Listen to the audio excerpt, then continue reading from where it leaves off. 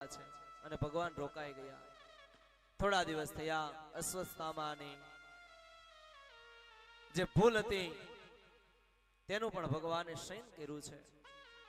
આ બાજુ યુધિષ્ઠિરને કીધું કે યુધિષ્ઠિર ચાલો આપણે ભીષ્મ પિતામહને મળવા જવું છે. યુધિષ્ઠિર પાંચે પાંડવો સાથે દ્રૌપદી સાથે ભગવાન કૃષ્ણને લઈ અને કુરુક્ષેત્રની જગ્યામાં આવ્યા છે. ભીષ્મ પિતામહ છે તે તો બાણસૈયા ઉપર સુતા છે. ભગવાનને આવેલા જોઈ અને ભીષ્મ પિતામહે મનથી જ ભગવાનને નમસ્કાર કર્યા છે. ભીષ્મ પિતામહની બાજુમાં જઈ યુધિષ્ઠિરે નમસ્કાર કર્યા. પાંચ પાંડવોએ નમસ્કાર કર્યા છે. દ્રૌપદીજીએ નમસ્કાર કર્યા. યુધિષ્ઠિર છે એને મહાભારતનું યુદ્ધ જીતી લીધું, રાજ્ય મળી ગયું, પણ યુધિષ્ઠિર છે એના મનની અંદર સંશયો રહેતા હતા. યુધિષ્ઠિર મનથી દુખી હતા. કેમ? તો કે આ રાજ્ય માટે મેં કેટલા પાપ કર્યા છે. કેટલી સ્ત્રીઓના પતિને મેં માર્યા, કેટલી બેનના ભાઈઓને મેં માર્યા, કેટલી માના દીકરાઓને મેં માર્યા. આ પાપનું પ્રાયશ્ચિત હું ક્યારે કરી લઈશ? જોકે પાપ નથી. ધર્મયુદ્ધની અંદર સામે સામે પક્ષ છે એમાં મૃત્યુ એકાબીજાના થાય તો એનું પાપ લાગતું નથી, કે ધર્મયુદ્ધ છે. એ છતાં યુધિષ્ઠિરના મનમાં ખૂબ વિલાપ કરે છે. ભીષ્મ પિતામહ પાસે જઈ અને જ્ઞાનનો ઉપદેશ મેળવે છે. ભીષ્મ પિતામહે ઘણી બધી જ્ઞાનની વાતો કરી છે. જ્ઞાનની વાતો કરતા હતા એવામાં દ્રૌપદીજી છે થોડું હસ્યા. દ્રૌપદીજી હસ્યા એટલે ભીષ્મ પિતામહે કીધું, દ્રૌપદી તમે કેમ હસો છો? હસવાનું કઈ કારણ? અને ત્યારે દ્રૌપદીજી બોલ્યા કે દાદા તમે આજે એટલી બધી જ્ઞાનની વાતો કરો છો, તમારી પાસે એટલું બધું જ્ઞાન છે, તો જ્યારે ભરી સભામાં દુશાસન છે મને પકડીને લઈ આવ્યો અને ભરી સભામાં મારા ચેર હરણ થતા હતા ત્યારે તમારું આ જ્ઞાન ક્યાં ગયું હતું? ત્યારે તો તમે ઉભાઈ નથી થયા. અને ત્યારે ભીષ્મ પિતામહે કીધું કે દીકરી દ્રૌપદી તારી વાત સાચી છે, પણ ત્યારે છે ને હું દુર્યોધનનું અન્ન ખાતો હતો. અન્ન એવા મન. આપણી ગુજરાતી લોકવાયકા છે ને કહેવત કે અન્ન એવા મન. જેનું અન્ન ખાય ને એવા વિચારો આપણામાં આવે. એટલે ગમે એની ઘર જમી ન લેવાય, વિચારવું પડે. પણ આ તારો પતિ અર્જુને મને મારા શરીરમાં અનેક બાણો માર્યા છે અને જે દુર્યોધને નું મેં અન્ન ખાધું હતું ને એ બધું લોહી છે, વહી ગયું છે. એટલા માટે અત્યારે હું જ્ઞાનની વાત કરું છું. ભીષ્મ પિતામહ છે એને ઈચ્છિત મૃત્યુનું વરદાન હતું કે જ્યારે એ ધારે ત્યારે તેનું મૃત્યુ થાય છે. ઈચ્છા મૃત્યુને સ્વાધીન રાખનારા ભગવત પરાયણ યોગીજનો કરતા રહે છે. એ સમયે હજારો રથીઓના નેતા ભીષ્મ પિતામહે વાણીને સંયમ કરીને મનને બધી જ બાજુએથી વાળી અને પોતાની સામે સ્થિત ભગવાન કૃષ્ણનું ધ્યાન કર્યું છે. છેલ્લો સમય છે, મૃત્યુની વેળા છે. એટલે મૃત્યુની વેળાએ ભીષ્મ પિતામહે પાંચ પાંડવોને કીધું કે મારા મૃત્યુના સમયે છે ને મારે એક કન્યા છે એના મારે વિવાહ કરવા છે. હવે આ પાંચ પાંડવો છે એ તો વિચારમાં પડી ગયા કે આ ભીષ્મ પિતામહે તો લગ્ન જ નથી કર્યા. કેમ કે ભીષ્મ પિતામહ છે એને તો બ્રહ્મચર્યનું પાલન કરેલું હતું, તો આને કન્યા ક્યાંથી? અને ત્યારે ભીષ્મ પિતામહે કીધું કે મારી આ મતિ રૂપી કન્યા છે. મતિ એટલે બુદ્ધિ. આ બુદ્ધિ રૂપી કન્યા છે ને એને મારે કૃષ્ણમાં સ્થિર કરવી છે. મારે કૃષ્ણ સાથે એના વિવાહ કરવા છે. કે આપણી કન્યા હોય, આપણે કાલે પણ વાત કરી હતી કે એના લગ્ન કરીએ ત્યારે આપણે યોગ્ય પુરુષ શોધીએ ને, કાં તો બુદ્ધિને પરણાવી છે, પોતાની મતિને પરણાવવી છે, પોતાની મતિ કોની સાથે પરણાવવી? અને ભીષ્મ પિતામહે કીધું મારી આ મતિ છે ને એને મારે કૃષ્ણ સાથે પરણાવવી છે, મારી મતિ મારી બુદ્ધિ શ્રી કૃષ્ણમાં સમર્પિત કરવી છે. ના ભીષ્મ પિતામહ છે એ પોતાની સામે ઉભેલા શ્રી કૃષ્ણની સ્તુતિ કરે છે, જેને ભાગવતની અંદર ભીષ્મ સ્તુતિ કીધી છે. ખૂબ સુંદર મજાની સ્તુતિ છે, થોડું વર્ણન કરીએ. ઇતિમતિ રૂપ કલ્પિતા મે તૃષ્ણા ભગવતે શાન્વત પુંગવે વિભૂમ્ને સ્વસુખમુપગતે ક્વચિદ્વિહર્તુ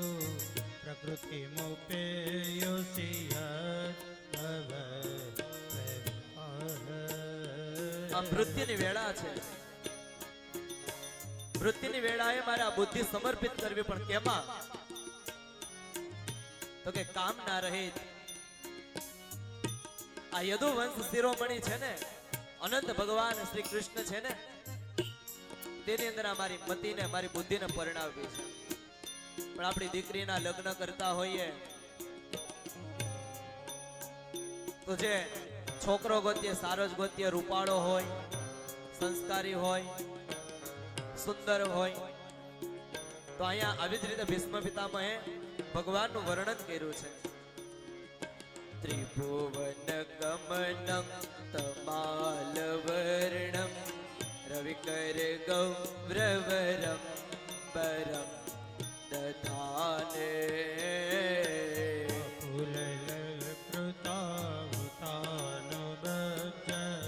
વિજય સખે રતિરસ્તુ મે વવધ્યા. ત્રિભુવન સુંદર છે ભગવાન, ત્રિભુવન કમનમ, કે ત્રણેય લોકમાં કૃષ્ણ જેવું કોઈ સુંદર નથી. શ્યામ વર્ણ છે, શ્યામળું શરીર છે, જેના પર સૂર્યના કિરણોના જેવું શ્રેષ્ઠ પિતાંબર લહેરાઈ રહ્યું છે. અને અર્જુન સખા શ્રી કૃષ્ણમાં મારી નિષ્કળ પ્રીતિ થાય અને ભગવાનનું ધામ મને મળે. આગળ ભીષ્મ પિતામહ કહે છે, યુતિ તુર ગર જો વિતો પ્રવિશ્વ કચલો લેત શ્રમ વાર્યલા દતાશ્યે મનિષિતર રે વિવ્યમાન ત્વચિ વિગરત પટદે સુકૃષ્ણ આત્મા. ભીષ્મ પિતામહ કહે છે કે યુદ્ધની ક્ષણ મને યાદ આવે છે કે ભગવાનના મુખ પર લહેરાતા એ વાકડિયા વાળ, ઘોડાઓના ટાપની રજતી ધૂળ ધૂસરી થઈ ગયા હતા અને મુખ પર પરસેવાના બિંદુ લહેરાઈ રહ્યા હતા. હું પોતાના તીક્ષ્ણ બાણો વડે શ્રી કૃષ્ણને વિંધી રહ્યો હતો. તે સુંદર કવચ મંડિત ભગવાન શ્રી કૃષ્ણ પ્રતિ મારું શરીર, અંતકરણ અને આત્મા આ સમર્પિત મારે આજે કરવો છે. સપતિ સખી વચો નિસમ્ય મધ્યે નિજ પરયોર બલયોરથમ નિવેશ્ય. શિક્ષવતી પરસે નિકાપુરક્ષણા અતવતી પાર્થ સખે રતિર્મમસ્તુ. પોતાના મિત્ર અર્જુનની વાત માની અને તરત જ બંને સેનાની વચ્ચે પોતાનો રથ લઈ આવે અને અર્જુનને સદમાર્ગ બતાવે, ગીતા જ્ઞાન બતાવે અને યુદ્ધ લડવા માટે જ્યારે અર્જુન તૈયાર ન થતો હતો ત્યારે અર્જુનને તૈયાર કર્યો કે પાર્થ ઉભો થા, તારે યુદ્ધ કરવાનું છે અને તું યુદ્ધ નહીં કર તો તારી ક્યારે જીત નહીં થાય. અર્જુન છે પોતાના સ્વજનોને સામે જોવે છે, યુદ્ધ નથી કરતો, પણ ભગવાન શ્રી કૃષ્ણ એને ગીતાનું જ્ઞાન આપ્યું, એ જ કૃષ્ણમાં મારી પ્રીતિ થાય. વ્યવહિત પુતના મુખમ નિરીક્ષ્ય સ્વજન વદા વિમુખસ્ય દો સબુદ્ધ્યા. કુમતિ મહર્દાત્મવેગવે રણરતે પરમાસ્ય તસ્ય મેસ્તુ. આમ ભગવાન કૃષ્ણની સ્તુતિ કરી છે. ભગવાન શ્રી કૃષ્ણની સ્તુતિ કરી અને પોતાનું જે મતિ, પોતાની બુદ્ધિ છે એ ભગવાન કૃષ્ણમાં સ્થિર કરી અને ભીષ્મ પિતામહે ભગવાનના છેલ્લે દર્શન કરી અને પોતાનો જે પ્રાણ છે એ પરમાત્માની અંદર લીન કર્યો છે. ભીષ્મ પિતામહ છે એ ભગવાનની અંદર સમાયા છે અને ભગવાનના જે સાચા ભક્તો છે ને એ બધા જ ભગવાનની અંદર સમાયા છે. ભીષ્મ પિતાએ પોતાના દેહનો ત્યાગ કર્યો. આ પ્રકૃતિ છે નિરાશ થઈ છે, કેમ કે આજે એક ધર્મ યુદ્ધ કરનારો યોદ્ધા હતો એ આ પૃથ્વીને, આ ધરાને છોડીને ચાલી ગયો છે. ભીષ્મ પિતામહ છે સ્વધામ ગમન થયા. એ પછી ભગવાન કૃષ્ણ છે એ દ્વારકા જવા માટે તૈયાર થયા છે. ભગવાન દ્વારકા જવા માટે તૈયાર થયા. બધાએ કૃષ્ણને વડાવ્યા છે. દ્વારકાની અંદર ભગવાન શ્રી કૃષ્ણનો ખૂબ આદર સત્કાર થયો, કેમ કે ઘણા વર્ષ પછી ભગવાન કૃષ્ણ દ્વારકામાં પધાર્યા. આ બાજુ અહીંયા સૌનકજી છે એ નૈમિષારણ્યમાં સુતજીને પ્રશ્ન કરે છે. શું પ્રશ્ન કરે છે? અસ્વસ્થામનો ઉપસૃષ્ટેન બ્રહ્મ શિષ્ણોરુતેજસા ઉત્તરાયા હતો ગર્ભ ઇસેના જીવિત પુનઃ. જે અસ્વસ્થામાના તેજસ્વી બ્રહ્માસ્ત્ર છોડ્યા પછી ઉત્તરાનો ગર્ભ નાશ થયો હતો, પરંતુ ભગવાને તેને પુનર્જીવિત કર્યો, તેનું રક્ષણ કર્યું. તે ગર્ભથી ઉત્પન્ન થયેલા મહાજ્ઞાની પરીક્ષિત મહારાજ છે. તેના જન્મ અને કર્મ વિશે, એના મૃત્યુ વિશે તમે એમને કથા સંભળાવો. અને ત્યારે સુતજી કહેવા લાગ્યા છે, અપિલ ધર્મરાજ પિતૃવદરજન પ્રજા નિસ્પૃહ સર્વ કામેભ્ય કૃષ્ણ પાદાબ્જ સેવયા. ભગવાનની કૃપાથી જંબુદ્વીપની અંદર અતુલ સંપત્તિ એના માલિક સ્વરૂપ યુધિષ્ઠિર રાજા રાજ કરે છે. એ સૌનકજી, ઉત્તરના ગર્ભમાં સ્થિત તે વીર શિશુ પરીક્ષિત જ્યારે અસ્વસ્થામાના બ્રહ્માસ્ત્રના તેજથી બળવા લાગ્યો, ત્યારે તેણે જોયું કે પોતાની આંખો સામે એક જ્યોતિર્મય પુરુષ ઊભો છે. એવડો પુરુષ છે, અંગુષ્ઠ માત્ર મમલમ સ્ફુર પુરટ મૌલિનમ અપિચ્ય દર્શનમ શ્યામમ તડિત્વાસ સમચ્યુતમ. અંગૂઠા જેવડો પુરુષ છે. ભગવાને કેવડું સ્વરૂપ લીધું છે? અંગૂઠા જેવડું. અંગૂઠા જેવડું સ્વરૂપ લઈ અને ઉત્તરાના ગર્ભની અંદર ભગવાન ગયા છે. અને બ્રહ્માસ્ત્ર જ્યારે આ પરીક્ષિતને બાળી રહ્યું હતું, ઉત્તરાના ગર્ભને બાળી રહ્યું હતું, ત્યારે ભગવાને પોતાના સુદર્શન ચક્ર દ્વારા આ પરીક્ષિતની રક્ષા કરી છે. પરીક્ષિતને નમસ્કાર કર્યા છે. ભગવાન દ્વારકાધીશને પરીક્ષિત મહારાજે નમસ્કાર કર્યા છે. આવું ભગવાનનું નાનું એવું સ્વરૂપ જોઈ અને પરીક્ષિત મહારાજ છે એને ખૂબ ખૂબ એવું થવા લાગ્યું કે અમારી કોણ રક્ષા કરી રહ્યું છે. આમ ભગવાને બ્રહ્માસ્ત્રના તેજથી પરીક્ષિતની રક્ષા કરી છે. થોડો સમય વીત્યો છે. સમય વીતતાની સાથે જ ઉત્તરાને ભગવાનની કૃપાથી, જેણે ભગવાન કૃષ્ણએ રક્ષણ કર્યું હતું, એવા પરીક્ષિત મહારાજના શુભ મુહૂર્તની અંદર જન્મ થયો છે. બોલો પરીક્ષિત મહારાજ કી જય. પરીક્ષિત મહારાજનો જન્મ થયો. યુધિષ્ઠિર ખૂબ ખુશ થયા છે. બ્રાહ્મણોને બોલાવ્યા. બ્રાહ્મણોને બોલાવી અને બ્રાહ્મણોની પાસે નમસ્કાર કરી અને દાન આપ્યું છે. અને જ્યારે પુત્રનો જન્મ થાય ત્યારે તમે જેટલું દાન કરો છો ને એનું તમને અનેરું પુણ્ય મળે છે, અનંત પુણ્ય મળે છે. નાળ છેદન પહેલા સૂતક હોતું નથી. જ્યાં સુધી બાળક આવે એનું નાળ છેદન ન થાય ત્યાં સુધી સૂતક લાગતું નથી. યાવન ચિત્યતે નાલમ તાવન આપનોતિ સૂતકમ છિન્ને નાલે તત પશ્ચાત સૂતકમ તુ વિધીયતે. આ સમયને પ્રજા તીર્થ મુહૂર્ત કહેવાય. અને આ પ્રજા તીર્થ મુહૂર્તમાં જેટલું દાન કરીએ ને એનું અનેરું પુણ્ય, અનંત પુણ્ય આપણને મળે છે. એટલે જ્યારે જ્યારે આપણા પરિવારમાં સંતાનોની વૃદ્ધિ થાય, દીકરાઓનો જન્મ થાય ત્યારે ખૂબ દાન કરવું, એનું પુણ્ય ખૂબ અક્ષય માનવામાં આવેલું છે. આ પ્રજા તીર્થ મુહૂર્તમાં યુધિષ્ઠિર મહારાજે ખૂબ દાન કર્યું છે. બ્રાહ્મણોને બોલાવ્યા, બ્રાહ્મણને કીધું કે તમે આના જન્મના ગ્રહો જો, અમારો દીકરો કેવો થશે અમને બતાવો. અને ત્યારે બ્રાહ્મણોએ કહ્યું છે, પાર્થ પ્રજાવિતા સાક્ષા દીક્ષવા કુરિવ માનવઃ બ્રહ્મણ્ય સત્ય સંદશ્ચ રામો દાસરથિર્યતા. હે રાજન, આ તારો જે પુત્ર છે ને એ મનુપુત્ર ઇક્ષ્વાકુની જેમ પોતાની પ્રજાનું પાલન કરવા વાળો થશે. દશરથ પુત્ર ભગવાન શ્રી રામની જેમ બ્રાહ્મણ ભક્ત અને સત્ય પ્રતિજ્ઞ થશે. ખૂબ વિદ્યાને જાણનારો થશે,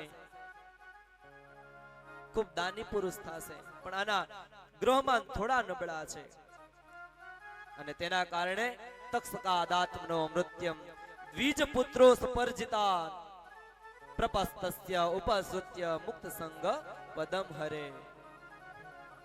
આ છે ને એને બ્રાહ્મણ કુળનો શ્રાપ મળશે અને બ્રાહ્મણ કુળના શ્રાપના કારણે આ તારા દીકરા પરીક્ષિતનું મૃત્યુ થશે. એટલે યુધિષ્ઠિર થોડા ગભરાયા.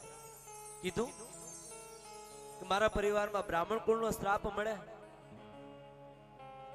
અને ત્યારે બ્રાહ્મણોએ કીધું કે હે રાજા યુધિષ્ઠિર, તમે ચિંતા ન કરો, બ્રાહ્મણ કુળનો શ્રાપ મળશે પરીક્ષિતને, પણ એવામાં જ તેને સુખદેવજી એવા સદગુરુ મળશે અને એ સદગુરુની કૃપાથી આ પરીક્ષિત તારો દીકરો છે ને એને 7 દિવસની અંદર મોક્ષની ગતિ પણ મળશે. બ્રાહ્મણોને ખૂબ દક્ષિણા આપી રાજી કર્યા. બ્રાહ્મણો પોતાના ઘર તરફ પ્રયાણ કરે છે. આ બાજુ વિદુરજી છે એ તીર્થયાત્રા દરમિયાન મહર્ષિ મૈત્રેય પાસેથી આત્મજ્ઞાન મેળવીને આવ્યા છે. હસ્તિનાપુરમાં ધૃતરાષ્ટ્ર અને ગાંધારીને જોવે છે. મહાભારતનું યુદ્ધ થયું છે, પોતાના પુત્ર મરી ગયા એટલે પાંડવોની સાથે ધૃતરાષ્ટ્ર અને ગાંધારી રહે છે. વિદુરજીએ તેનો ઉપદેશ આપ્યો કે તમે કેટલા સમય સુધી આ પાંડવોનું અન્ન ખાતા રહેશો, કે જેને તમને મારવા માટે તમે અનેક પ્રયત્નો કર્યા હતા. એ પાંડવોની સાથે અત્યારે તમે રહો છો. આ બધું છોડી અને ભગવાનના ભક્તિ તરફ તમે વળો, ભગવાનના માર્ગે વળો. અને પોતાના ભાઈ વિદુરની વાતો સાંભળીને ધૃતરાષ્ટ્ર અને ગાંધારી છે એ પણ વિદુરની સાથે રાત્રિના સમયે કોઈને ખબર નથી એમ નીકળી ગયા છે. સવારનો સમય છે. યુધિષ્ઠિર મહારાજ છે એનો નિયમ હતો કે દરરોજ માટે એ ધૃતરાષ્ટ્રના મહેલમાં આવે, ધૃતરાષ્ટ્ર અને ગાંધારીને નમસ્કાર કરે. જો આ પાત્ર જોયા જેવું છે. યુધિષ્ઠિર મહારાજ કેટલા સત્ય પ્રતિજ્ઞ હશે.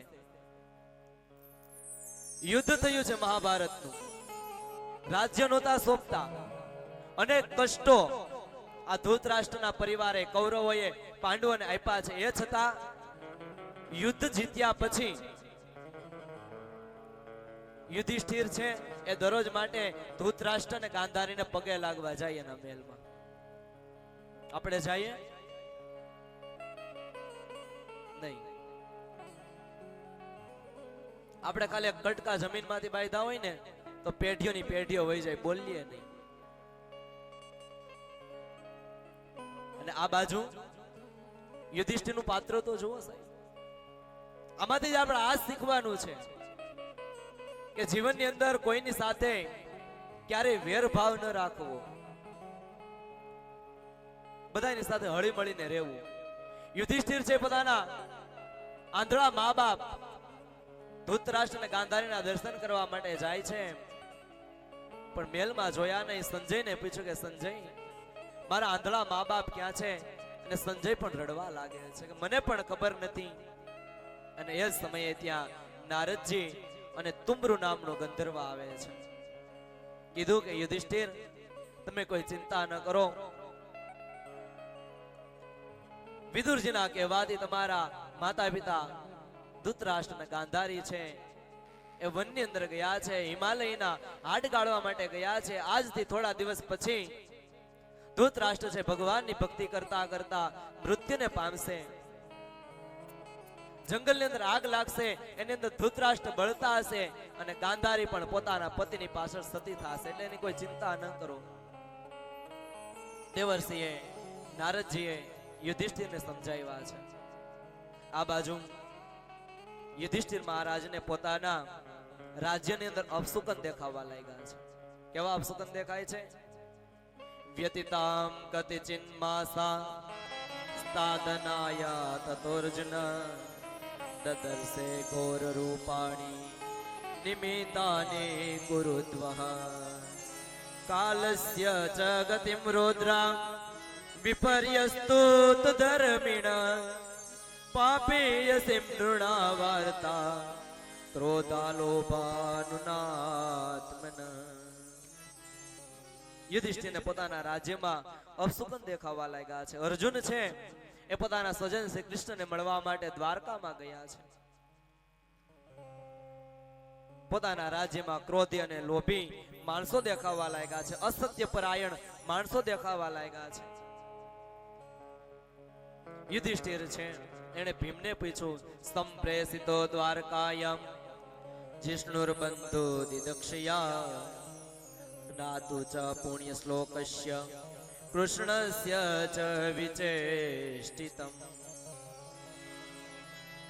અર્જુન અમને કહીને દ્વારકા ગયા છે. ભીમસેન, ઘણો સમય વીતો છે પણ અર્જુન કેમ પાછા નથી આવ્યા? અર્જુનને આવવાના કોઈ સમાચાર ખરા? અને આવી વાતો ભીમસેન સાથે કરતા હતા. એ સમયે અર્જુન પધાર્યા છે. અર્જુન છે એ આવ્યા હતા ખરા, પણ અર્જુનના શરીર ઉપર, મુખ ઉપર જે તેજ હતું ને એ તેજ આજે યુધિષ્ઠિરને દેખાતું નથી. અર્જુનનો ચહેરો છે ઉદાસ છે. અર્જુનને આવેલા જોઈ અને યુધિષ્ઠિર રાજા પૂછે કે અર્જુન, દ્વારકામાં તું ગયો હતો, આપણા સગા સંબંધીઓ મધુ, ભોજ, દશારહ, આરહ, સાત્વત, અંધક, વૃષ્ણીય વંશીયો, યાદવો બધા કુશળ તો છે ને? આપણા સ્વજન સખા શ્રી કૃષ્ણ, તેની પત્નીઓ, તેના દીકરાઓ બધા કુશળ તો છે ને? અનેક પ્રશ્નો યુધિષ્ઠિરે પૂછ્યા, પણ અર્જુન કોઈ વાતનો જવાબ આપતા નથી. એટલે યુધિષ્ઠિર છે એ પૂછે કે અર્જુન, એવું તો શું થયું છે કે તું આજે કઈ બોલતો નથી? તારું આ મુખ છે એ અપ્રસન્ન દેખાય છે, ઉદાસ દેખાય છે. તારાથી કોઈ અપરાધ થયો છે? તે કોઈ બ્રાહ્મણનો અપરાધ કર્યો છે? કોઈ તને મારી ગયું છે? તારાથી કોઈ અબળા નારીની રક્ષા નથી થઈ? આવા અનેક પ્રશ્ન જ્યારે યુધિષ્ઠિરે પૂછ્યા ને ત્યારે અર્જુન છે એ રડવા લાગે છે. અને રડતા રડતા યુધિષ્ઠિરને કહે છે કે યુધિષ્ઠિર, હવે આપણું કાંઈ રહ્યું નથી. કૃષ્ણ નામનો સૂરજ હતો ને એ આત્મી ગયો છે. કૃષ્ણ છે ને તો સધામ વયા ગયા છે. અને જ્યારે આ વાત સાંભળી ને ત્યારે યુધિષ્ઠિર પણ ખિન્ન મન બેઠા છે. એ યુધિષ્ઠિર, હું દ્વારકા ગયો, દ્વારકામાં તો દ્વારકાધીશ કૃષ્ણ છે એ પોતાના દેહને ત્યાગ કરી અને સ્વધામ ગમન કરી ગયા છે. પણ દ્વારકાધીશે મને એક કીધું હતું કે આ તું સ્ત્રીઓની રક્ષા કરે છે અને સ્ત્રીઓને લઈ અને તું સાથે ચાલ. અને હું રસ્તામાં આવતો હતો ત્યારે જ મને રસ્તામાં કાબાઓએ લૂંટી લીધો, મને કાબાઓએ લૂંટી લીધો છે. જો આ સમયને માન છે હો. અર્જુન એટલે મહાગાંડીવ ધારી કહેવાય કે ગમે એવો યોદ્ધા તેની સામે લડતો હોય ને તો અર્જુનને હરાવવો બહુ મુશ્કેલ. એ અર્જુનને આજે નહીં નામાના કાબાઓએ લૂંટી લીધો છે. સમય બલવાન હૈ નહીં મનુજ બલવાન, કાબે અર્જુન લૂટિયા વહી ધનુષ વહી બાણ, કાબે અર્જુન લૂટિયા વહી ધનુષ વહી બાણ. સમય બલવાન है नहीं मनुज बलवान, काबे अर्जुन लूटिया वही धनुष वही बाण. જે ગાડી ધનુષ્ય નું નામ પડે કે આ ભલ ભલો માણસ છે, થરથરવા લાગે એવો અર્જુન. અને કૃષ્ણ ના ગયા પછી અર્જુન ને કાબાઓએ લૂંટ્યો છે. બધો સમય સરખો નથી હોતો, સમયનો પલટો થાયા જ કરે છે, પણ આપણે આ સમજી નથી શકતા. અર્જુન ને એવું જ હતું કે મને કોઈ ન હરાવી શકે, હૃદયની અંદર એને થોડું અભિમાન હતું, પણ આજે કાબાઓએ લૂંટી લીધો. સમય બલવાન છે ને. એટલે જે સમય મળે ને સાહેબ, એ સમયને સાચવી લેજો. સમય છે ફરી મળતો નથી. અર્જુનને ખૂબ દુઃખ થયું, યુધિષ્ઠિર રાજા છે એને ખૂબ દુઃખ થયું છે. ભગવાનની કૃપા દ્વારા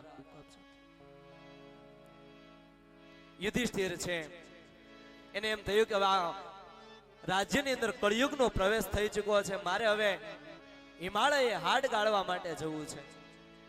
અને ત્યારે પોતાના પુત્ર પરીક્ષિત મહારાજનો રાજ્યાભિષેક કર્યો છે. પરીક્ષિત મહારાજને રાજ્ય સોંપી યુધિષ્ઠિર છે પલવારની અંદર હિમાલય હાડ ગાળવા માટે તૈયાર થાય છે. હિમાલયના રસ્તે ચડ્યા છે. આ બાજુ તેના ભાઈઓને થયું કે જો મારા ભાઈ યુધિષ્ઠિર છે હિમાલય હાડ ગાળવા માટે જતા હોય તો અમારે અહીંયા રહીને શું કરવું. પોતાના ચાર ભાઈઓ છે એ પણ યુધિષ્ઠિરની પાછળ ચાલ્યા છે. દ્રૌપદીજીને થયું કે મારા પતિ જો ન હોય તો મારે જીવીને શું કરવું, એટલે એ પણ પોતાના પતિની પાછળ ચાલવા લાગ્યા છે. પાંડવો સ્વર્ગારોહણ તરફ જાય છે, હિમાલય હાડ ગાળવા જાય છે. હિમાલયના રસ્તે ચડ્યા છે, કેદારનાથના રસ્તે ચડ્યા છે. એવામાં પ્રથમ ચાલતા દ્રૌપદીજી છે એ નીચે પડ્યા. ભીમે યુધિષ્ઠિરને પૂછ્યું કે યુધિષ્ઠિર, આપણે તો હિમાલય હાડ ગાળવા જાય છે અને આ દ્રૌપદી પેલા વેલા પડ્યા, એનું કઈ કારણ તો બતાવો. અને ત્યારે યુધિષ્ઠિરે કીધું કે ભાઈ ભીમ, આ દ્રૌપદી છે ને એ આપણા પાંચેય ભાઈઓમાં અર્જુનને બધાયથી વધારે પ્રેમ કરતા ને, એટલા માટે પેલા વેલા હિમાલયમાં હાડ ગાળવા પેલા પડ્યા છે. દ્રૌપદીજી પેલા વેલા પડ્યા. થોડા આગળ હેલા, આગળ જાતા સહદેવ છે એ ખાઈમાં પડે છે.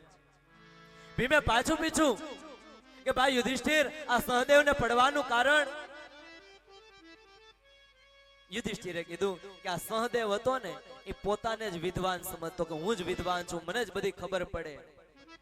અને એને વિદ્વાન પડવાનું અભિમાન હતું અને એના કારણે જ આજે આ સહદેવ છે આ ખાઈની અંદર પડ્યો છે. વિદ્યાનું ક્યારે અભિમાન જ ના હોય, આપણે પહેલા એ વાત કરી. આગળ જાતા ત્રીજો નકુલ પડ્યો છે. ભીમે ફરીથી પૂછ્યું કે ભાઈ આ નકુલને પડવાનું કારણ. અને ત્યારે યુધિષ્ઠિરે કીધું કે નકુલને પોતાના રૂપનું અભિમાન હતું કે મારા જેવું સુંદર કોઈ નથી, અને આ રૂપના અભિમાનના કારણે આ નકુલ છે ખાઈમાં પડ્યો છે. એટલે ક્યારેય જીવનમાં રૂપનું અભિમાન ન કરવું. રૂપ છે એ તો આજે હોય ને કાલે ના હોય. યુવાનીમાં રૂપ હોય અને વૃદ્ધાવસ્થા આવે એ પછી શરીર ઉપર કરચલી પડી જાય. આ રૂપ છે એવું ને એવું રહેવાનું નથી. ના તો આપણને બધાએ ભગવાને આવી ચામડી ઉપર આપી છે તો આપણને એમ ખબર પડે કે આપણામાં રૂપ છે. બાકી આ ચામડીને ખાલી થોડી તોડો તો આપણને ખબર જ છે કે આની અંદર લોહી જ રહેલું છે, પરુ જ રહેલું છે, હાડકા જ રહેલા છે. એટલે ક્યારે જીવનમાં રૂપનું અભિમાન ન કરવું. ચોથો અર્જુન પડ્યો છે. ભીમે પૂછ્યું કે અર્જુનને પડવાનું કારણ બતાવો. યુધિષ્ઠિરને ભીમે પૂછ્યું એટલે યુધિષ્ઠિર મહારાજે કીધું કે આ ભીમ અર્જુન છે ને એને પોતાના પરાક્રમ ઉપર ખૂબ જ અભિમાન હતું કે મારા જેવો પરાક્રમી કોઈ ન થાય, મારા જેવો બાણાવીર કોઈ ન થાય. અને એને એમ હતું કે એક જ દિવસમાં હું બધા શત્રુઓનો નાશ કરી દઈશ, પણ તેનાથી એવું થયું નહીં. અને પોતાના અભિમાનના કારણે જ આજે અર્જુન આ ખાઈની અંદર પડ્યો છે. આગળ જાતા પાંચમો ભીમ એમાં પડે.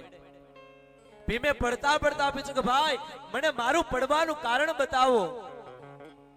અને ત્યારે યુધિષ્ઠિરે કીધું કે ભાઈ તું બધાયથી વધારે ખાતો અને પોતાના બળનું તને અભિમાન હતું કે મારે જો બળશાળી કોઈ નહીં, અને આના કારણે જ તને આ સજા મળી છે. દ્રૌપદી અને 4 પાંડવો છે એ ખાઈની અંદર પીડાવે. છેલ્લે યુધિષ્ઠિરજી બચ્યા છે. યુધિષ્ઠિર છેક સ્વર્ગ સુધી ચાલતા ચાલતા ગયા છે. સ્વર્ગનો દરવાજો આવ્યો, સાથે તેને એક કૂતરો ચાલ્યું જાય છે યમના રૂપની અંદર. યુધિષ્ઠિરને સ્વર્ગમાં કીધું કે તમને અમે પ્રવેશ આપ્યો પણ આ કૂતરાને બહાર જ રહેવા દો. ત્યારે યુધિષ્ઠિરે કીધું કે આ કૂતરું છેકથી મારી સાથે ચાલ્યું આવે છે, આને હું બહાર ન રહેવા દઉં. યુધિષ્ઠિર પોતાની સત્ય પ્રતિજ્ઞા ઉપર અડીખમ રહ્યા અને છેલ્લે કૂતરા સાથે યુધિષ્ઠિર મહારાજે સ્વર્ગની અંદર પ્રવેશ કર્યો છે. સત્યવાદી યુધિષ્ઠિર મહારાજ, ખૂબ સત્યવાદી. 5 પાંડવોએ સ્વર્ગારોહણ કર્યું છે, સ્વર્ગની અંદર ગયા છે. આ બાજુ પરીક્ષિત મહારાજ છે એ પોતાનું રાજ્ય સારી રીતે સંભાળવા લાગ્યા છે. ઉત્તરસ્ય તનયામુપેયમ ઈરાવતીમ જન્મે જે યાદે ચતુરસ્ત શ્યામુતાપાદ યદસુતાન. ભગવાનની કૃપાથી ઉત્તરની પુત્રી ઈરાવતી સાથે પરીક્ષિત મહારાજે લગ્ન કર્યા છે. કૃપાચાર્ય અને આચાર્ય બનાવીને ગંગાના કાંઠે અનેક અશ્વમેઘ યજ્ઞ કર્યા છે. બ્રાહ્મણને ખૂબ દક્ષિણા આપી છે. એક દિવસ પરીક્ષિત રાજાને થયું કે મારે દિગ્વિજય કરવા માટે જવું છે. એટલે પરીક્ષિત મહારાજ છે એ દિગ્વિજય કરવા માટે તૈયાર થયા છે. આ બાજુ જ્યારે દિગ્વિજય કરવા નીકળ્યા તે વેળાએ જોયું કે સ્તુત્રના રૂપમાં કળિયુગ રાજાનો વેશ ધારણ કરી અને ગાય અને બળદની જોડને ઠોકરો મારી રહ્યો છે. આ દુઃખ પરીક્ષિતથી જોવાનું નહીં. આ બાજુ સૌનકજી છે પોતાના ગુરુ સુતજીને પૂછે છે કે મહાભાગ્યવાન સુતજી, દિગ્વિજય કરતી વેળાએ પરીક્ષિતે કળિયુગને દંડ આપીને જ કેમ છોડી મૂક્યો? તેનું કોઈ કારણ? સુતજી કહે છે કે જે સમયે રાજા પરીક્ષિત ગુરુંજાગલ દેશમાં સમ્રાટ રૂપે નિવાસ કરતા હતા ત્યારે દિગ્વિજય કરવાની ઈચ્છાથી બહાર નીકળ્યા. ત્યારે અનેક રાજ્યોમાં દિગ્વિજય કરતા કરતા પોતાના બાપ દાદાઓના વખાણ સાંભળતા સાંભળતા કૃષ્ણ રૂપી ભક્તિના વખાણ સાંભળતા સાંભળતા આગળ વધ્યા છે. એવામાં ધર્મનું રૂપ લઈ, ધર્મ છે ઋષભનું રૂપ ધારણ કરી અને એક પગે ભમી રહ્યો છે અને એક સ્થળે તેના ગાયના રૂપમાં પૃથ્વીનો ભેટો થયો છે. આ પૃથ્વી અને ધર્મ વાતો કરી રહ્યા છે કે આ કૃષ્ણ છે જ્યારથી આ ધરાને છોડીને ગયા છે ત્યારથી આપણે દુઃખી થઈ ગયા છે. સત્ય શૌચ દયા શાંતિ ત્યાગ સંતોષ આર્જવમ સમો દમ તપ સામ્ય તિતિક્ષો પ્રતિશ્રુતમ. પૃથ્વીએ કીધું કે હે ધર્મ, તમે મને જય પૂછી રહ્યા છો, તમે બધું જાણો છો કે અત્યારે લોકો શા માટે દુખી રહ્યા છે, આ પ્રજા શા માટે દુખી થઈ રહી છે. પૃથ્વીએ કીધું કે કૃષ્ણ રૂપી પરમાત્મા જ્યારથી આ ધરાને છોડીને ગયા છે ત્યારથી બધા કળિયુગનો વાસ થયો છે અને કળિયુગના કારણે જ આપણે દુખી છે. આ બાજુ સૌનકજી ત્યાં પહોંચીને રાજા પરીક્ષિતે જોયું કે એક રાજા વેશધારી શૂદ્ર હાથમાં દંડો લીધેલો છે અને ગાય તથા એ બળદની જે જોડ છે એને મારી રહ્યા છે. તરત જ રાજા પરીક્ષિતે બાણ ચડાવ્યું છે અને થયું કે મને યુદ્ધ કરવા માટે કોઈક તો મળી ગયું. અને ત્યારે ધર્મ છે એ રાજાના પગમાં પડી ગયો છે. પૃથ્વી છે રાજાના પગમાં પડીને કહે છે કે ભગવાન પરીક્ષિત રાજા, તમે અમને માફ કરો. ધર્મની વાતો કરવા લાગ્યો. અને ત્યારે પરીક્ષિત રાજાએ કીધું કે તમે ધર્મની વાતો તો કરો છો, પણ તમે બળદના રૂપે કોણ રહેલા છો? તમે ખરેખર ધર્મ જ છો? અને ત્યારે ધર્મએ કીધું કે હા, હું ધર્મ જ છું, પણ સમય અને સંજોગ વસાત મારા 3 પગ કપાયા છે અને એક પગ સત્યરૂપી પગથી અત્યારે હું અડીખમ ઊભો છું. એ રાજા, તમે કૃપા કરી આ કળિયુગને મારી અને મારા 3 પગ મને પાછા અપાવો. આ પૃથ્વી છે એ નિરપરાધી છે, એને પણ માફ કરો રાજા, હવે તમારા ચરણે છે. અને ત્યારે રાજા છે પરીક્ષિત એ જે કળિયુગ છે એને મારવા માટે તૈયાર થયા છે. બાણ ચડાવ્યું, કળિયુગને મારવા માટે તૈયાર થયા. એ જ સમયે કળિયુગ છે રાજાના પગમાં પડી ગયો. હે રાજન, મને માફ કરો. હે રાજન, મને માફ કરો, હું તમારા ચરણે છું. અને ત્યારે રાજા કહેવા લાગ્યો કે કલી, તે મારા રાજ્યની અંદર પ્રવેશ કર્યો છે, માણસને દુખી કરી દીધા છે, ધર્મને દુખી કર્યો છે, પૃથ્વીને દુખી કરી છે. આ દુઃખ મારાથી ન જોવાય, કેમ કે હું રાજા છું. અને મારા વંશજો કોણ થયા? પાંડવો, યુધિષ્ઠિર. અને જો હું આ પૃથ્વીની ના ધર્મની રક્ષા ન કરું ને તો આ ભારત વર્ષનો ક્ષત્રિય ન કહેવાય. ક્ષત્રિયનો ધર્મ છે ધર્મનું રક્ષણ કરવું, ભારત ભૂમિની રક્ષા કરવી ક્ષત્રિયનો ધર્મ છે અને ધર્મ મારે નિભાવવો છે. અને ત્યારે કલી છે એને પરીક્ષિત મહારાજે કીધું કે તું મારું રાજ્ય છોડીને ચાલ્યો જા, જ્યાં મારું રાજ્ય ન હોય ને ત્યાં તું રહે. અને ત્યારે કળિયુગ છે એ રાજાને કહેવા લાગ્યું, યત્ર કવચન તસ્યામિ સાર્વભૌમ તવાગ્નયા લક્ષ્યે તત્ર તત્રાપી ત્વામાતે સુસરાસનમ. એ રાજા, જ્યાં જોઈએ ને ત્યાં તમારી જ રાજ્ય છે, કેમ કે એ સમયમાં પરીક્ષિત મહારાજનું જ બધે રાજ્ય હતું. હું ક્યાં રહું? તમે જ મને કોઈ સ્થાન રહેવા માટે બતાવો. અને રાજાને પ્રાર્થના કરી, કળિયુગની પ્રાર્થના સ્વીકારીને રાજા પરીક્ષિતે આ કળિયુગને રહેવા માટે 4 સ્થાન બતાવ્યા છે. કેટલા? 4 સ્થાન. ધૃત પાન સ્ત્રિય સુના યત્રા ધર્મ ચતુર્વિધ. ધૃત પાન સ્ત્રિય સુના યત્રા ધર્મ ચતુર્વિધ. 4 સ્થાન રહેવા માટે બતાવ્યા છે. પહેલું વહેલું ધ્રુત. ધ્રુત એટલે જુગાર. પહેલું વહેલું કળિયુગનું રહેવાનું સ્થાન કયું છે? જુગાર. જે જગ્યાએ જુગાર રમાતો હોય ને એ સ્થાને કળિયુગનો વાસ હોય. એટલે જીવનમાં ક્યારેય જુગાર રમવો નહીં. જુગાર છે ને આપણું પતન કરી નાખે. જે કઈ કામતા હોય ને એમાંથી આપણી પાસે કાંઈ ન રહેવા દે. જો પાંડવો જુગાર ન રમ્યા હોત ને તો પોતાનું રાજ્ય ના હારત. અને જુગારની લત એવી છે કે એની અંદર તમારું સર્વસ્વ તમે હારી જાઓ. પાંડવો પોતાનું રાજ્ય હાર્યા, પોતાનું રાજ્ય હાર્યા એ પછી પોતાની પાસે કાંઈ ન રહ્યું તો પોતાની પત્નીને દાવ ઉપર મૂકી. આ જુગારની લત એવી જ છે. ઓલો આપણી ગુજરાતી કહેવત બહુ ઘણું બધું કહી જાય. મને બહુ ગમે ગુજરાતી કહેવતો. તમે તો બધા સાંભળ્યું જ હશે, કેમ કે આપણે ગામડાના માણા એટલે આપણને આવી કહેવતો ઉપર વધારે ધ્યાન પડે. હાર્યો જુગારી બમણું રમે. આછો ને, હાર્યો જુગારી બમણું રમે. 10,000 રૂપિયા હારી ગયો હોય ને તો પાછો ઘરેથી 10,000 નો ડટ્ટો લઈને જાય કે ઓલા 10,000 હારી ગયો ને એનું હું કવર કરી લઉં. કે પાછો જે 10,000 રૂપિયા લઈને ગયો હોય ને પાછો હારી જાય. એટલે જીવનમાં ક્યારે જુગાર ન રમતા. અને રમતા હોય તો આજે તમે ભાગવતના કથા મંડપમાં બેઠા છો.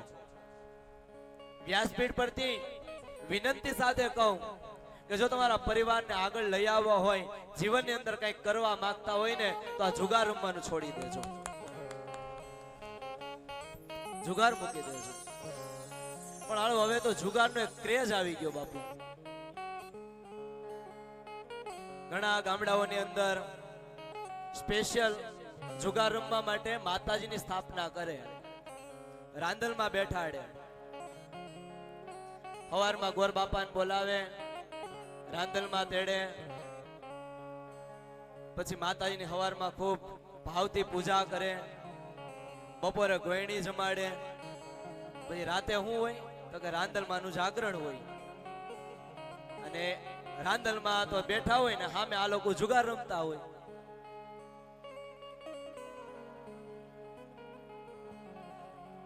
જાગરણ ની અંદર તો શક્તિનું આરાધન કરવાનું કીધું છે ને સાહેબ. જાગરણ શેના માટે છે? ભક્તિ કરવા માટે છે. તો એવી જગ્યા ઉપર આપણે જુગાર રમીએ એ કેટલું પાપ લાગે. જીવનમાં ક્યારે જુગાર ના રમવો. જુગારની અંદર તમે તમારું સર્વસ્વ ખોઈ બેઠો છો. 52 પત્તાનો ખેલ છે ને, આ 52 પત્તાનો ખેલ છે, આપણને રસ્તે રઝળતા કરી દે. એટલે જીવનમાં ક્યારે જુગાર નહીં રમતા, અને રમતા હોય તો બંધ કરી દેજો. પણ ઘણા તો એમ કહે દાદા અમે કાયમ નથી રમતા, અમે તો 7મ 8મમાં જ રમીએ. 7મ 8મનો તહેવાર કેવો દિવ્ય તહેવાર છે. ખરેખર 8મનો તહેવાર છે ને, જ્યારે જ્યારે ભગવાનની જન્મતિથિ હોય ને ત્યારે રાત્રિના સમયે જ્યારે ભગવાનનો જન્મ થવાનો સમય હોય એ સમયે ભગવાનના નામના જપ કરવા જોઈએ, ભગવાનનું કીર્તન કરવું જોઈએ, મનન કરવું જોઈએ. અને આપણે એક ખૂણા બેઠા બેઠા જુગાર રમતા હોય.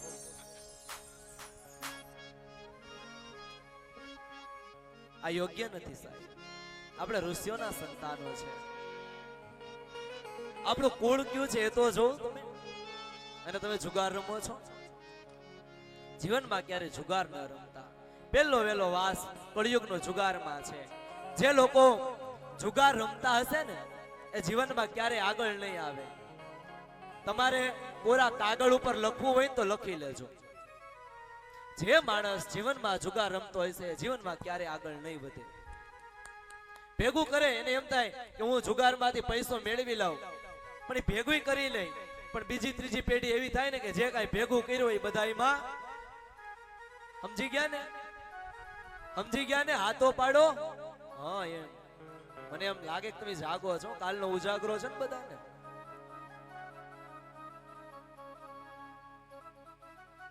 તો પેલો વેલો વાસ કળિયુગનો જુગારમાં. બીજો વાસ એમાં છે મદ્યપાન. મદ્યપાન એટલે શું? મદિરા.